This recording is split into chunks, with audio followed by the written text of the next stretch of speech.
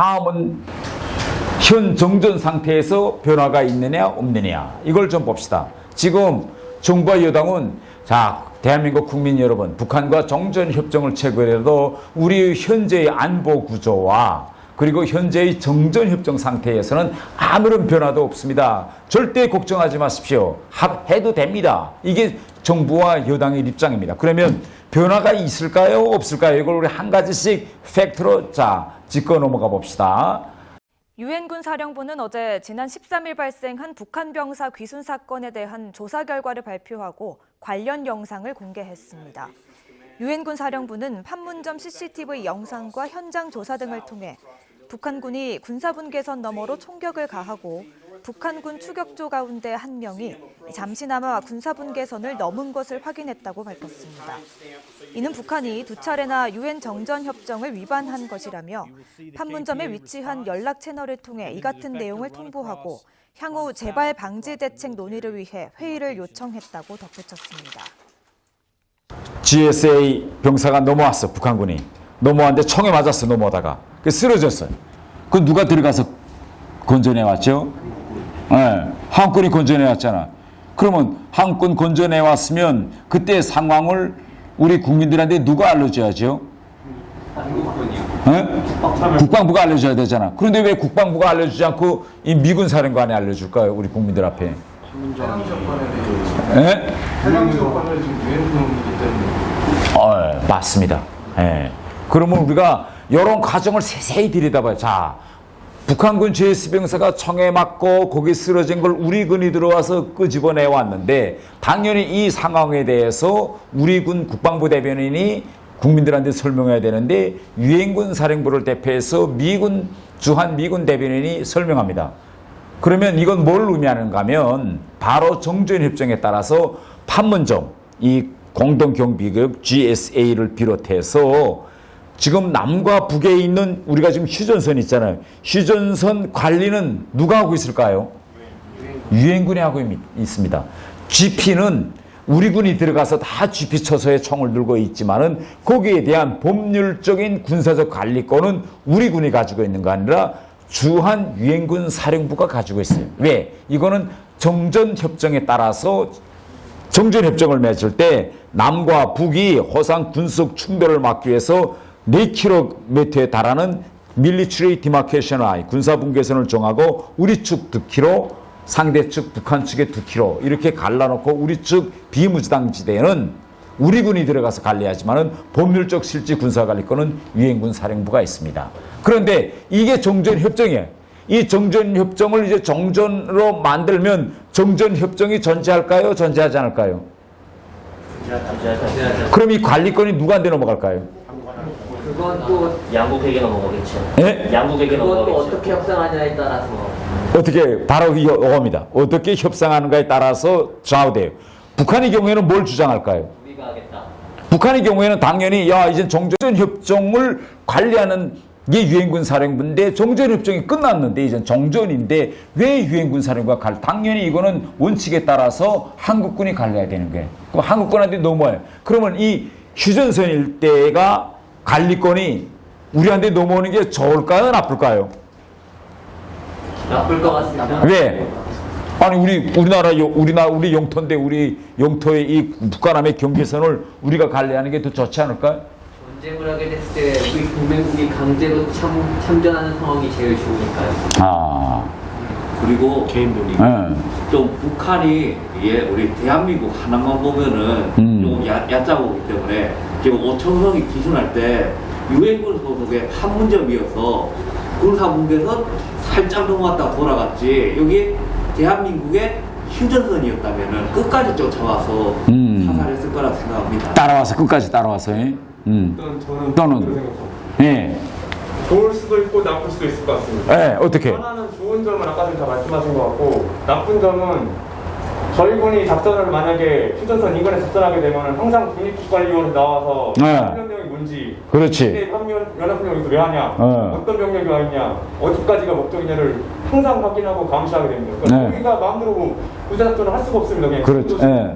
지금도 조금만 포병 훈련하려고 가지고 와가지고는 쏘지 마 이런 식으로 하면은 훈련 끝납니다. 그런 데 있어서는 지금 경제 상태에서의 중립국가관리원에 계속 가입하는 거는 네. 소위 국방 문제에서는 이득이 없으나 어떤 장점은 여기 있는 계신 분들이 앞에서 말씀하신 분들께서 말씀하신 게 장점이긴 합니다. 네. 양쪽을 다 저희 국민들이 다 알고 이제 판단해야 될 것 같습니다. 이 사항을. 아주 중요한. 자, 그러니까 이게 지금論점이야. 이제 방금 여러분들이 논의한 이 모든 논쟁점이 지금 논쟁점입니다. 그런데 우리가 6.25 때로 돌아가 보면 6.25 때로 돌아보면 남과 북의 군사력을 비교해 볼 땐 그때는 우리가 너무 약했어요. 6.25 때는 우리 진짜 혼자서 북한과 대항할 수가 없는 상태였어요. 그런데 그때 이승만 대통령이 북한이 분명히 이거 치고 내려온다. 그래서 미국 보고 요구했습니다.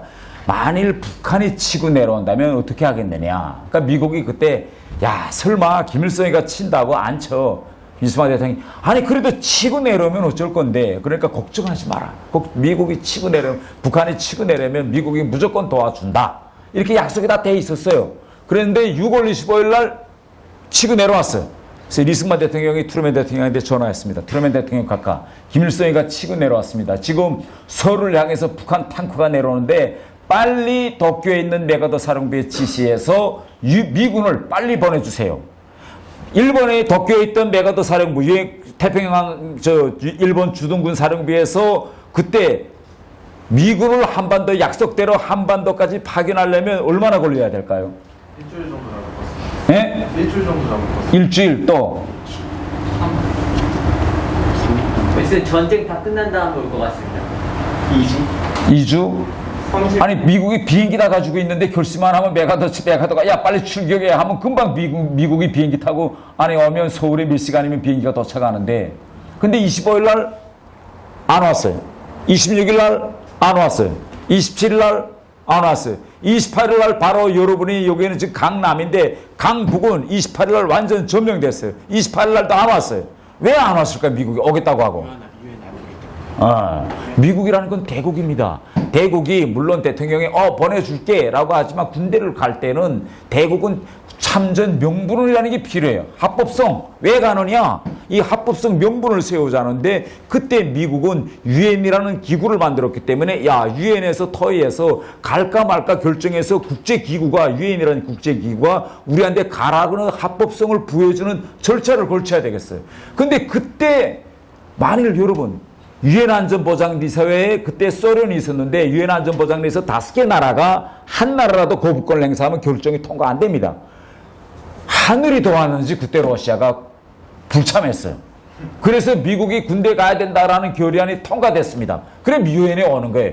이승만 대통령 이건 전혀 우리도 얘기는 못한 거예요. 이런 절차가 걸친다는 거를. 그래서 그때 이걸 보면서 이승만 대통령이 뭘 생각했냐. 그때는 우리가 힘이 약할 때거든 53년도. 그래서 앞으로 다시 한반도에서 전쟁이 일어날 때 그때 또 예를 들면 뭐 미국 우리가 지금 지키고 있는데 지금 휴전선 다 나갔어. 나간 다음에 우리가 야 이거 어떻게 지킬 것이냐 빨리 좀 우리 좀 지원 와 주세요 할 때 예 알았습니다. 또 유엔에서 토의할 때 통과될지 안 될지 이거 누가 알겠어요. 그래서 이승만 대통령이 이거 법적으로 자동 개입할 수 있는 장치가 없을까. 그래서 유엔군 우리 자존심은 허락치 않지만은 유엔군이 DMZ를 관리권을 가지게 해놨어요. 그러면 북한이 치고 들어왔다 하면 아까도 총 넘어왔다가 아이쿠 하고 다시 넘어가잖아. 왜 다시 넘어갔을까? 이건 유엔군 관할 권이기 때문에 이걸 내가 침범했다 하면 누굴 공격한 거로 되죠? 유엔에 속해 있는 16개 참전국을 공격한 거로 됩니다. 그러면 이 참전국이 토의 없이 유엔에다 다시 어떻게 하랍니까? 하지 없이 자동 개입되게 돼 있어요. 그런데 정전협정을 체결하면 정전협정이 이제 없어지면 어떻게 될까요? 이게 우리 권한권으로 내려면 북한이 치고 내려온다라면 결국은 우리와 누가 붙죠? 남과 북이 붙어야 되는 거예요. 물론 아직 주한미군이 있고 한미동맹이 있기 때문에 주한미군이 자동 개입됩니다. 근데 지금 북한의 첫 번째 입장은 뭐냐? 바로 정전협정을 아미스티스 어그리먼트 이 정전협정을 무력화시켜서 이 군사분계선 유엔 관할권을 남과 북의 거저 경계선 일반적으로 국가와 국가 사이 국경처럼 거저 경계선으로 만들자는 게 그래서 이걸 빨리 한국군한테 넘겨주자. 이게 지금 북한의 목적입니다. 그러니까 여기에 대한 문제를 가지고 지금 전 세계적으로 대단히 우리 한국에서 어느 게 좋을까? 이게 논조점입니다. 우리 한국에 와 있는 유엔군 사령부는 뭐라고 이야기하느냐? 이렇게 이야기해요. 야, 한국아, 너네 진짜 정신 차려. 너네 이거 정전선언을 하면 주한 미군을 주둔을 문제 삼는 데까지 북한이 올 수 있다. 위험한 비탈길이 된다. 한국 국민들에게는. 진짜 이거 정신 차리고 하든지 말든지 잘 결심해라. 이게 유엔군의 입장입니다. 자, 그러면 우리가 전 세계를 한번 좀 봅시다. 전 세계적인 우리가 구조를 한번 좀 봅시다. 자, 이게 유럽이에요. 유럽인데 유럽이라는 나라들은 이 러시아라는 어마어마한 큰 군사대국과 맞붙어 있어요. 그런데 이 러시아라는 군사대국하고 맞붙어 있는데 대다수 유럽 나라들은 러시아하고 싸움이 붙으면 개임이 안 돼. 다 작은 나라들이에요. 작은 나라들이니까 작은 나라들 경우에는 어떤 방식으로 자기 안전을 이거 보장받느냐. 이렇게 집단적인 군사동맹을 체결합니다. 나토라는. 그래서 저 먼데 있는 미국도 나토에 끌어들이고 전체 유럽 나라들이 하나의 집단 안전 보장 체계를 수립해놔요. 이렇게 되니 여기 자그마한 여기 뭐 에스토니아, 라트비아 다 있지만 이 러시아라는 나라가 이 자그마한 에스토니아를 칠 수 있을까요? 없을까요? 왜? 치면 요 싸움이 러시아와 에스토니아의 싸움이 된 게 아니라 여기 전체에 있는 나라들이 자동 개입 조항을 만들어 놨기 때문에 러시아로서는 적어도 치기 전에 한 번쯤은 생각해 볼게. 야, 이거 치면 영국이나 프랑스, 미국을 비롯해서 이 나토 성국들이 다 달려붙을까? 안 붙을까? 여러분 어떻게 생각해요? 만약 러시아가 에스토니아를 쳐서 달라붙을까요? 안 붙을까요? 집단적으로. 그건 그때 가서 봐야 할 일이에요. 그건 그때 가서 봐야 할 일이에요. 왜 내가 그때 가서 봐야 할 일이란가 하면 이 러시아라는 나라가 우크라이나 요거 지금 지도에서는 여기 우크라이나 땅처럼 돼 있잖아. 요 크림반도를 지금 누가 차지했는지 아세요? 러시아가 군대를 들이면서 깔고 앉았어. 그런데 우크라이나가 나토였다면 아마 나토 성국들이 공동행동했겠지. 나토 성원국이 아니었기 때문에 깔고 앉았는데 요 깔고 앉기 전까지 미국이 우크라이나를 뭐라고 그러는가 하면 우크라이나에 핵무기가 있었어요.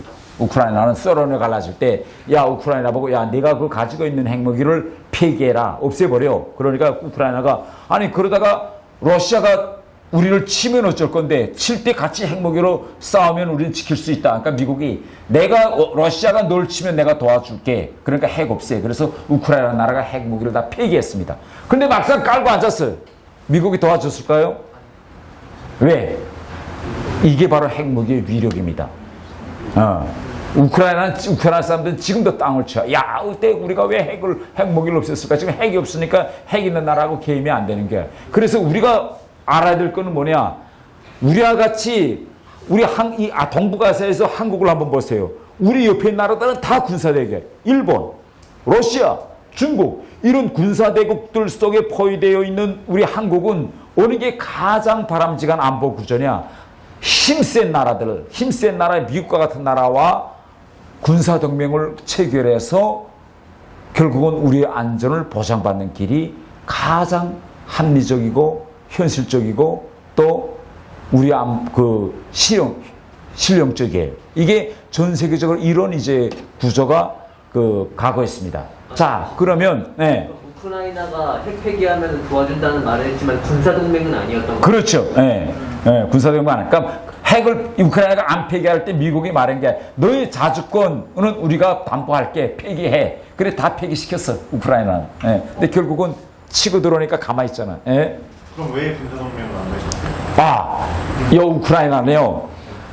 여기 뭐냐? 우크라이나는 나토에 들어가겠다는 거예요. 나토에 들어가겠다는데 요거 거슬러 올라가 보면 어떤 일이 있었는가 하면 미국이 독일이 통일될 때 독일에는 소련 군대가 있었어요. 20만에 달하는 소련 군대. 근데 소련 군대가 있으니까 통일이 되느냐 안 되는 거야. 소련 군대를 철수시켜야 했어요. 그래서 미국이 소련 보고 뭐라고 말했는가 하면 야 군대 빨리 좀 이젠 빼라. 동유럽에서 동독을 비롯한 동유럽에서 빼내가라. 그러니까 소련이 뭘 요구하는가 하면 야 그거 군대를 빼내가면 너네가 이쪽의 나라들을 다 나토에 받아들이면 결국은 미군과 소련 사이에 두 군대가 군사적으로 대치하지 않느냐. 그렇기 때문에 동유럽에서 너희가 이거 나토에 다 들어가기 때문에 소련과 나토가 이렇게 이렇게 붙는 건 바람직한 상황이 아니다.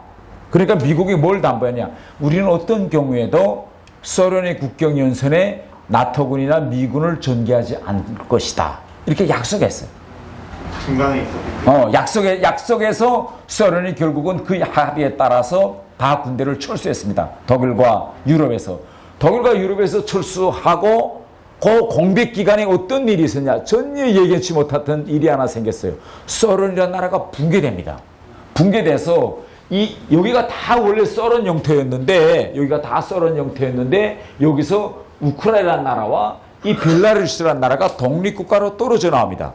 독립국가로 떨어져 나오니 이 나라들을 나토에 받아들이면 다시 이 우크라이나 이 국경연선이 러시아와 국경연선이 되는 거잖아. 그러니까 미국이나 서방은 그래도 우리 너네하고 약속 지켜. 그래서 이 러시아로부터 멀리 떨어진 여기가 국경연선이에요.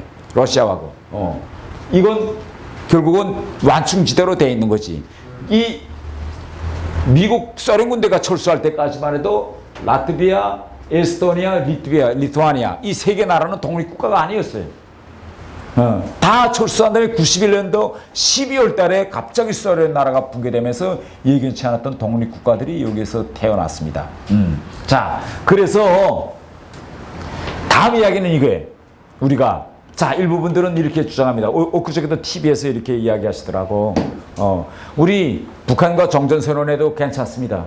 우리 한반도에서 미국 나가도 됩니다. 정경두 국방장관이 그저께 그렇게 말했죠. 북한 핵무기 우리 재래식 무기로 무조건 적출 수 있어요. 신문에 다 나왔죠.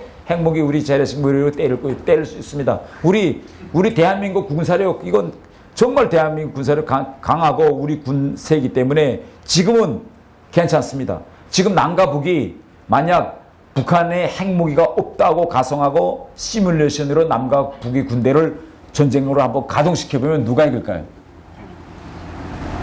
남과 북 싸우면 안 되죠. 만약 싸운다면 해봐야지 알겠지만 우리 전투기가 무사히가 뜬다면 남한이 이기는 걸로 알고 있어요. 뜬다면 당연히 뜨겠지. 제가 설명을 드리면 저희는 미군을 그러니까 한 달 동안 저희를 버텨야 되는데 분명히 북한은 어느 정도 일정 정도 선을 긋고 이제 먹은 다음에 이제 종전하자, 휴전하자, 이제 뭐 이런 못 싸우겠다라고 아마 선언할 겁니다.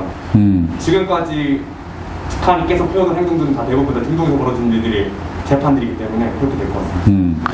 이게 재미난 건 뭔가 하면 우리가 6.25 때는 힘이 약했어요. 근데 지금은 우리 군대가 북한군에 비해서 거의 한 20년 내지 30년 앞섰습니다. 장비.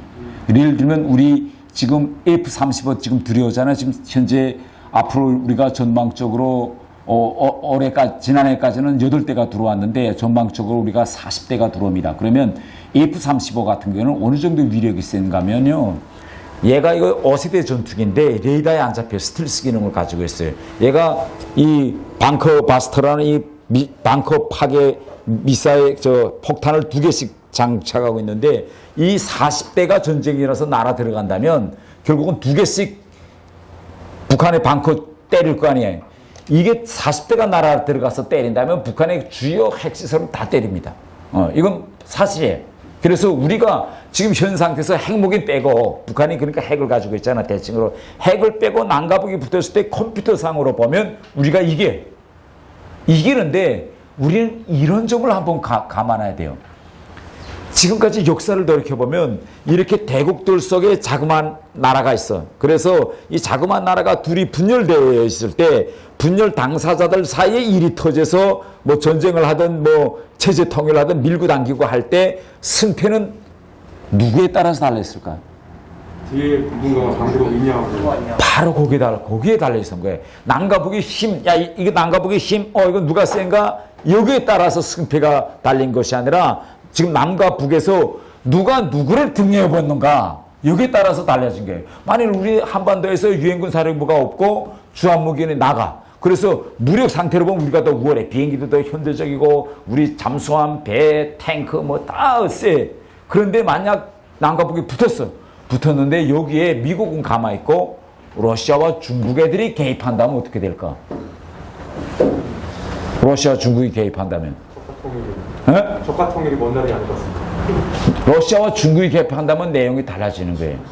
자, 우리 베트남으로 한번 가봅시다. 자, 베트남이 미국이 남부 베트남을 딱 밀어주고 그 다음에 중국과 러시아가 북부 베트남을 밀어주고 해서 두 대국들이 남과 북으로 해서 딱 대치 상태에 있을 때는 이게 승패가 안 갈립니다. 치고 밀고 내려가고 밀고 우리 6.25 때처럼 올라가고 내려가면 끝나지 않아 이게. 얘가 질 것 같으면 또 이짝 큰 형님이 또 대주고. 그런데 이렇게 밀고 당기고 하던 찰나에 어느 한 형님이 이제 너희들끼리 하고 발을 빼면 어떻게 될까?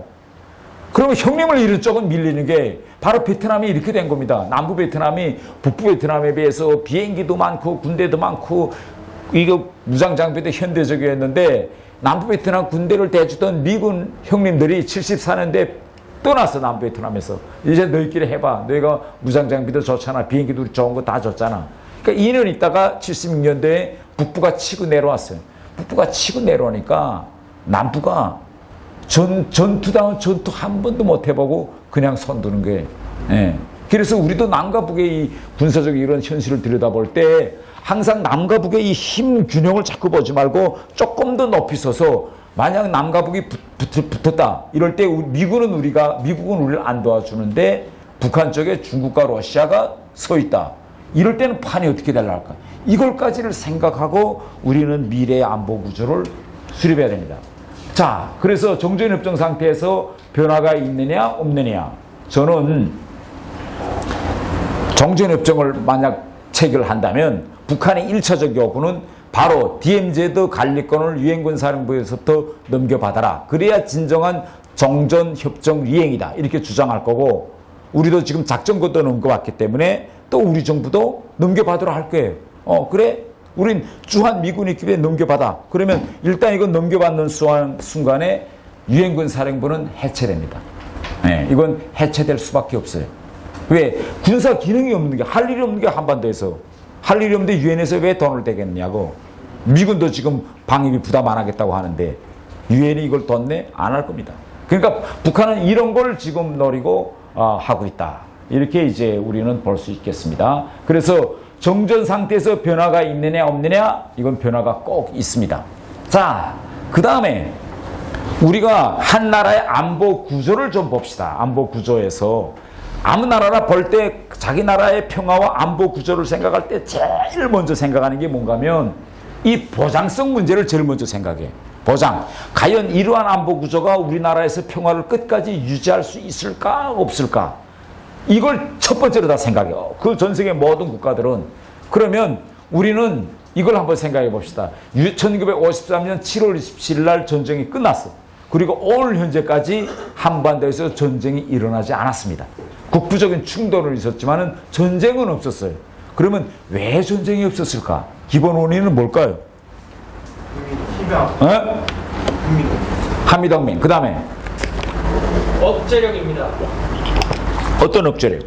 군사력의 우위를 바탕으로 한 억제력입니다. 네, 여러 가지 원인이 있겠지만은 저 같은 사람은 이겁니다. 그래도 우리가 70년 동안, 우린 70년 동안 여러분, 우리는 경제적 기적을 이루었어요. 또 우리는 민주화를 실현했어요. 이 경제적 기적과 민주화를 실현할 수 있는 원인은 북한이라는 그 어마어마한 공산국가를 우에다 두고 그래도 우리가 마음 놓고 경제도 건설하고 민주화도 실현할 수 있는 그 어떤 방패막이 있었기 때문에 우리 앞에는. 이게 바로 뭐냐? 이게 유엔군 사령부와 주한 미군이 우리가 할 일을 앞에서 딱 해준 거야. 자, 너희 마음대로 경제도 건설하고 한번 민주화도 해봐. 너희끼리 치고받고 하면서 데모도 하면서. 그래서 우리는 오늘 이걸 이루었어요.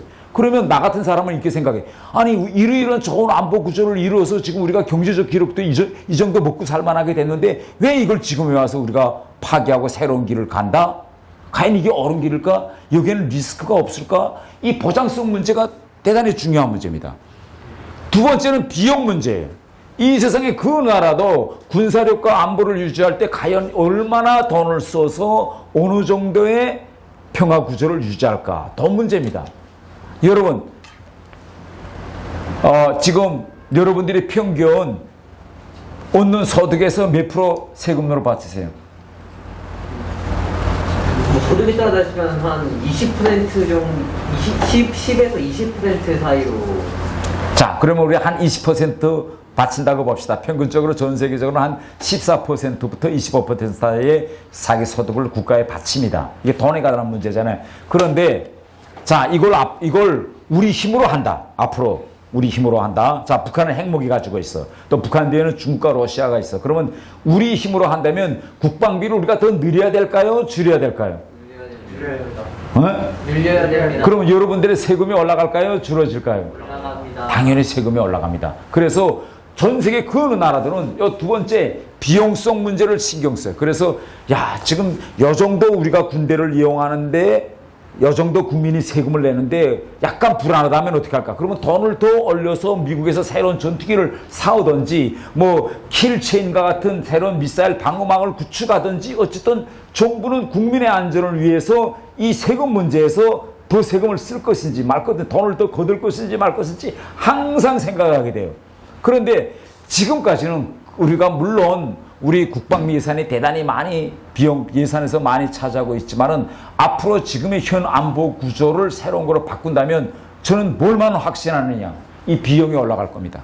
왜? 북한이 핵무기를 가졌기 때문에. 우리는 핵무기를 가진 국가에서 항상 불안을 느낄 수밖에 없어요. 그러면 지금 보세요, 여러분. 우리 F-35 사오잖아. 어쨌든 그 비싼 비행기를 왜 비행기를 이거 사오죠? F-35 북한의 핵을 가졌기 때문에 만약 저 핵을 가진 저하고 싸우자면 그 어느 때인가 저 핵 무기 벙커를 까부셔야 되기 때문에 F-35 사와야 돼. 앞으로 F-35보다 더 좋은 F-40이 나왔다 하면 우리가 사와야 될까 사오지 말아야 될까? 사와야 됩니다. 또 사와야 되겠지 이거. 그러니까 이 비용성 문제는 앞으로 이거 우리가 지금의 현 안보 구조를 파괴하면 비용은 올라갈 수밖에 없어요. 다음 신뢰에 관한 문제입니다. 지금은 여러분 북한이 뭐 미사일 쏘고 이번에 남북 연락사무소 폭파하고 이래도 길바닥에서 이거 큰일 났다. 이거 북한이 치고 내려면 어떡하지? 걱정되시는 분 있으세요?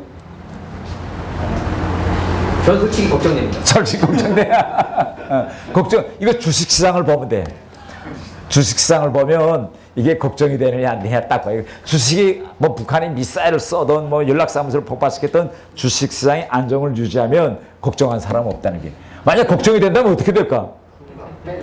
만약 전쟁이 일어날 것 같다 하면 어떻게 될까? 제일 먼저 누가 빠르게 움직일까요?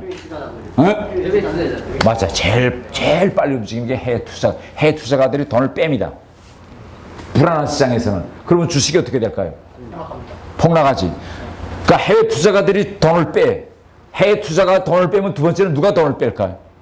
기관 투자자들이. 그렇지. 또 그 사람들이 빼. 그러니까 군방 요동칩니다. 그래도 아무리 김정은이가 뭐 별짓을 다 해도 우리가 뭐 주식이 요동치지 않는 건 우리 국민들이 신뢰한다는 걸 의미하죠. 지금의 안보 구조를.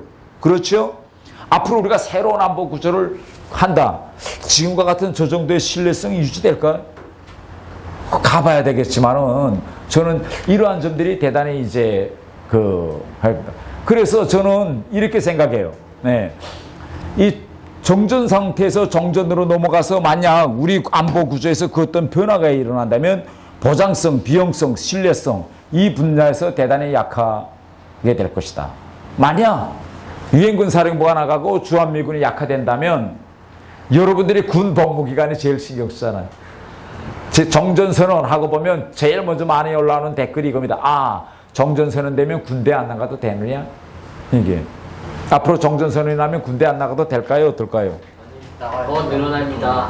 지금도 적어서 문제는. 앞으로 이거 새로운 안보 구조가 생기면 어쨌든 우리 국가의 안전, 우리 국민의 안전을 우리가 지켜야 되잖아. 그런데 가장 중요한 건 문제는 뭐냐? 지금 저출산해. 이제 계속 이런 식으로 가면 군대 나갈 애도 없어질 것 같아. 지금 애를 다 안 낳잖아요. 그러니까 이게 앞으로 인구는 나라를 지켜야 할 인구는 점점 줄어들고 있어요. 그런데 우리는 아직 그 누구도 아직 가보지 못한 새로운 안보 구조로 가고 있어요. 과연 이 보장성 문제가 어떻게 될까? 비용성 문제, 국방 예산, 지금보다 우리 지금 코로나 이후의 경제 형편은 더 지금 악화될 것입니다. 또 지금 모든 국민들은 국가가 더 돈을 줄 걸 바라고 있어요. 세금 내는 사람은 세금도 안 내겠다고 해. 반대로 국가는 돈을 더 주고 싶어 해. 그런데 나라의 안보가 위태로워진다면 어떻게 될까? 국가는 세금을 더 쓰는 수밖에 없습니다. 그래서 이 비용성 문제가 앞으로 어떻게 되겠느냐? 신뢰성 문제.